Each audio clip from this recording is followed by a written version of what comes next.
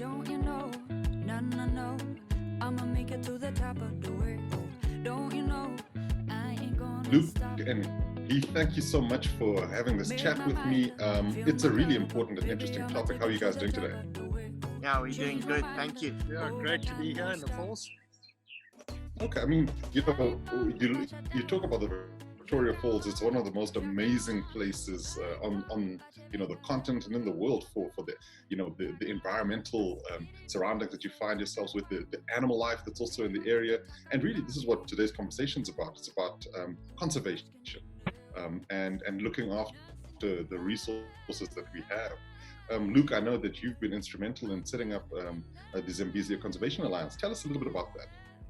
Yeah, I mean, it's been a full team effort, Cyrus. So really, my brother, Robin Brown, and myself, and my wife, Suzanne, we sat down when this coronavirus thing kicked in, and we realized that there's not going to be any tourists coming into Victoria Falls for a while. And, tourists are instrumental. Obviously, they bring in dollars for conservation. And, as a result of them not being here, we've got frontline conservation partners, people, in the field who are doing some incredible work, but they're struggling as a result of the fact that they're not getting any support. So we sat down and said, look, how can we help?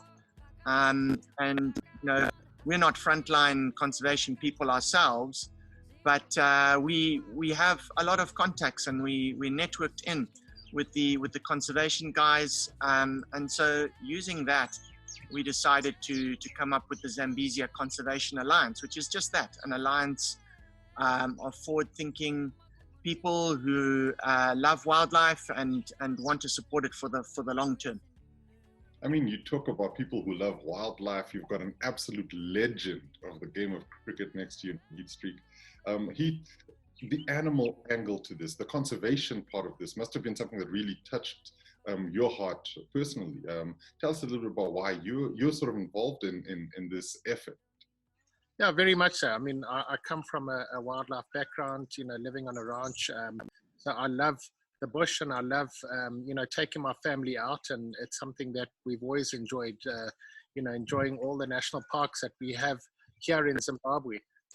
So it's something that I've really been passionate about, for a very long time. And, it's something that I would love to give back to and ensure that not just, for me now and for my family, but for future generations get to share and experience what we have here in Zimbabwe. And I guess this is it. It's about, conserving a resource that really is diminishing in many ways. And Luke, I know we've had conversations about this, where we look at this and we say, the coronavirus obviously is impacting so many people. We're seeing livelihoods lost. We're seeing people really in so much struggle. And often in those kinds of environments, you then see people turn to measures they wouldn't necessarily do. So, poaching and that sort of thing starts to become an even greater issue than it was before, not just in terms of for the monetary value, but for whatever reason people might get into that. So is this one of the reasons why you thought, okay, we have to do something now?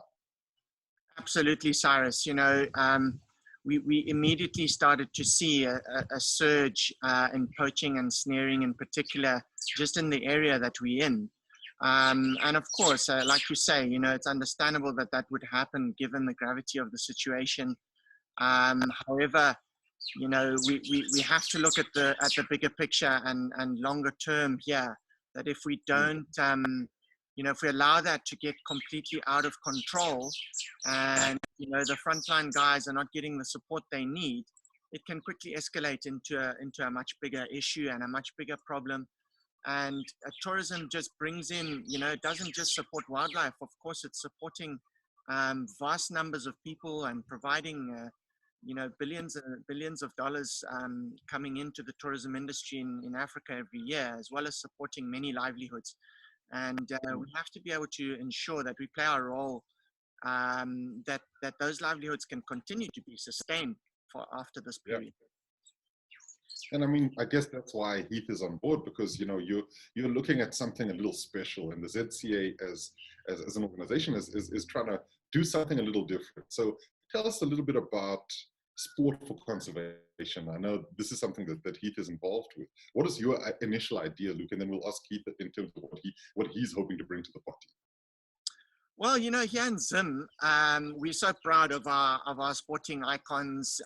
It's quite a small community, so we all tend to kind of have got to know each other, or we're 1 degree apart. And you know, these guys have given us so much to be proud about on the international stage. I mean, Heath, as you quite rightly pointed out, he's a legend in the game of cricket. And he also is passionate about wildlife. So it seemed like an obvious fit to work on a movement called Sport for Conservation. And through Sport for Conservation, we've created a platform that allows us to come up with some variable and creative ideas as to how we can engage sports people and also deliver a message for conservation. And so that's where we have decided, and I know you're probably going to talk about this some more, but the conservation games is what we're about to launch. And you know, Heath has very kindly got on board and backed us and said, look guys, I'm in on this, what do you need? So we're very, very thankful that he's joined us. And Heath, I know, you know, what are you looking forward to with the conservation games? Because I know, obviously, you know, we've spoken about the conservation angle to it, but there must also be a competitive side to you still. You know, I can remember you running in on one end with ball in hand and making sure you're trying to terrorize some of the batsmen. So are you hoping to do something similar with the conservation games? Yeah, look, I think it's a great platform, to reconnect with, you know, some of your past peers, not just in the sports that I played in cricket, but, you know, in other sports. So, you know, and in a little competitive environment, but where, you know, you're doing it for a really good cause. In this case, the Conservation Games is helping the Zambezia Alliance raise some really well-needed dollars. So, yeah, we're going to do that. I'm going to lend you know, Luke and Rob, you know, my connections through the sporting world, you know, trying to not just cricket players to get involved and get on board, but other, you know, we've been talking about, you know, getting people like hopefully Peter and Lovu and Bruce Grobler and some of the golfers that we have, like the Burmisters and the Crockers who overseas, you know, as many people, you know, Benjanis, people who are well known to Zimbabweans as sports icons, and get them involved, you know, because that you know, that platform, you know, they you know, we live in a world of social networking. Those people have a lot of followers on the various platforms, and hopefully we can tap into that and create an awareness, you know, and make sure that, you know, people can really help, you know, as we know, COVID-19 as you mentioned, has really wreaked a lot of havoc for a lot of people and livelihoods. And we need to make sure that, you know, our wildlife industry and tourism, you know, it survives through these tough times, and that because it provides a lot of jobs and a lot of important, you know, dollars to our Zimbabwean economy. And we need to make sure that, you know, that's there at the end of all of this. So it's great to do it on a platform where we can have a bit of fun and do something for a really good cause. I know how important and impactful sport can be. You know, having sort of seen how it's brought the Zimbabwean nation together on so many occasions, you know, whether it be on the football field, rugby, cricket, you name it. And I think that being able to see a lot of our icons like yourself and some of the names you mentioned come together to do something that is about sustaining a Zimbabwe for future generations. I think that's really what you're talking about. That's the heart of it, right, Heath? Yeah, correct. You know, and I think this whole pandemic has really made people a lot less blinkered and a lot more aware of things happening around them, you know, their neighbors and other businesses. And so I think this is another one of those examples that, you know, we need to ensure that we help where we can, and we use, you know, our sort of profiles to be able to help in a positive way. So, you know, it's a great concept that Rob and Luke have come up with, you know, and I'm going to try and get as many people on board, you know, and make sure that, you know, our passion that we have so much for that it's there at the end of all of this. It's super to hear that, because I think that one of the key things here is the community coming together, and that's across creeds, across ethnicities. We're having everybody who is, a child of Africa saying, let's do something for Africa. I know, Luke, you were talking about the ZCA being, really looking at a sort of mid to long-term strategy, that this isn't just a thing for what's happening during the COVID-19 and coronavirus era, but something to leave a legacy moving forward. What do you see the ZCA's mid to long-term strategy as? Yeah, I think, at the moment, obviously, we're looking to kick off with the Sport for Conservation movement, but we're also looking at another movement called We Share Africa. And, we're realizing that, these days there's huge power on the internet itself, and basically lighting a fire for awareness of conservation. So we see this thing as certainly not finite. We see the conservation games being a Kickstarter, but Sport for Conservation, We Share Africa is timeless. It belongs to everybody, and as long as there's wildlife, and as long as there's a need to protect wildlife and support conservation, the Zambezia Conservation Alliance has a reason to be here and has a reason to be supporting. So we want to be able to adapt mid to long term with the way things are going in Africa, hopefully play a role in supporting, conservation as it evolves, the directions it takes. We're under no illusion that at the moment we're a small player in this game. There's people like African Parks out there that are doing some amazing stuff. There's Frankfurt Zoological Society right here in Zimbabwe helping out Gonarejo National Park. They're doing some incredible work, and we'd like to long term be playing a big role in supporting those types of initiatives, and just really making a difference. I think, Cyrus, with as many people, getting as many people aware and on board with us, and putting shoulder to the wheel to make this thing work. I think that's the best way to talk about it.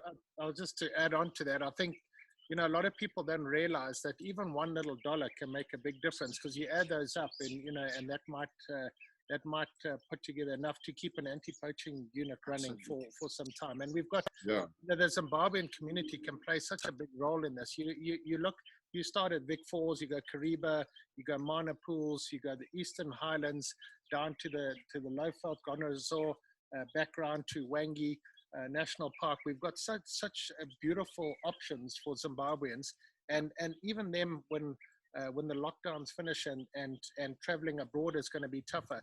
All these beautiful sites we have in Zimbabwe, people going there and having their holidays and seeing what we have in Zimbabwe, those dollars are going to help to support these sort of conservation efforts. So hopefully Zimbabweans can get around and come and visit and see all the beautiful places we have to see, and that in itself will also help keep the tourism and conservation sectors going through these tough times, and maybe hopefully in that we'll see how much of a role Zimbabweans, we got to fix our problems ourselves.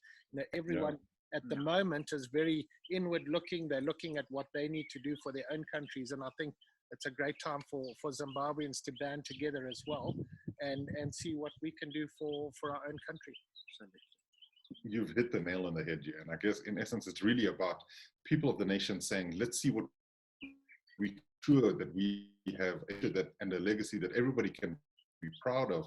And also to make sure that people around us are also getting these tough times. I suppose just to sort of end things off, I want to ask about when we can start the conservation games, when you're sort of seeing that kicking off, and what can people look forward to? So at the moment, what we're doing is we're on a player draft drive, and we started sending out invitations yesterday to some wonderful sporting icons, not just from Zim, but even from further afield in Africa. And we've been getting some wonderful responses back in So we're in that phase at the moment where we're recruiting players. We hope that we'll be complete with that in the next couple of days. We've had great support from Heath, calling on players to get involved, and we really appreciate that. The idea is that we would kick this off from next week. So tournament director is Robin, my brother, and he is confidently told me that we're going to kick off on Monday next week with the first games. We've got some wonderful moderators on board who are gonna administer the games. The games are gonna be sort of 15 to 20 minutes long, and it's probably gonna last 3 to 4 weeks before we run the full length of the games. Players are going to be split up into teams. There's going to be some competition. It's going to be kind of quiz style online. It's a series of head-to-head encounters. So a player from the Lions versus a player from the Leopards, for example. They'll go head-to-head, and that could be, someone like Heath going up against someone like Bruce Grobbelaar, for example. And also hoping that it's going to be a massive success. Thank you so much, Luke and Heath. Thank you. Thanks so much, Cyrus. Thanks very much for having us. Everybody been asking me, asking if I'm missing someone or somebody who on my mind, who been loving me, no stop. That